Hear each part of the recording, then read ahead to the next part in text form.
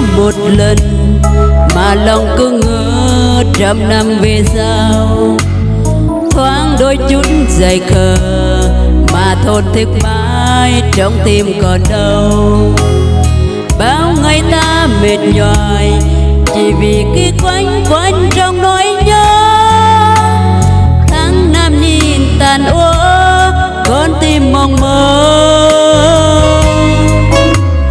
Nếu anh biết một lần rằng em chút lỡ thương nhưng lặng câm, nếu em chẳng ngồi nhận thì giờ có lẽ không ai bàn tâm. Rút cay đắng vào lòng tìm một lời thoát cho duyên đã lỡ. Dẫu trong tim buồn vỡ yêu thương đồng thời nỗi xót xa. Vì em còn thương còn yêu anh vô bờ, vì em còn tiếc còn cho nên mong chờ. Chờ anh về trong cơn say xa dấu mây đầy tình ta. Mang bao lầm lỡ chỉ cần được bên đời nhau thêm một lần. Chỉ cần được yêu dù đắng cay muốn hơn. Chỉ cần được trong tay nhau sao chết trong nhau trăm lần không đớn đau.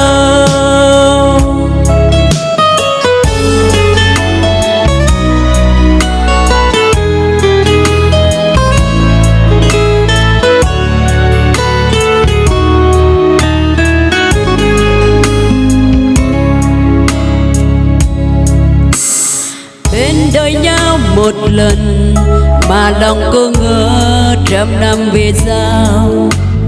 Thoáng đôi chút dày khờ mà thổn thức mãi trong tim còn đâu.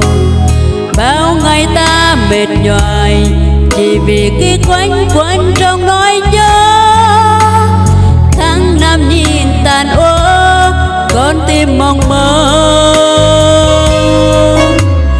Nếu anh biết một lần rằng em chút lỡ thương nhưng lặng câm, nếu em chẳng ngồi nhận thì giờ có lẽ không ai bàn tâm.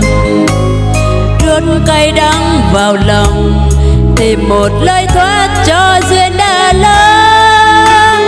Dẫu trong tim buồn vỡ yêu thương đồng đời nỗi xót xa.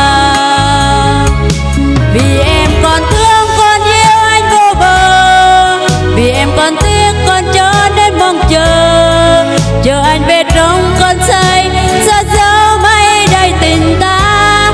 Mang bao lầm lỡ chỉ cần được bên đời nhau thêm một lần.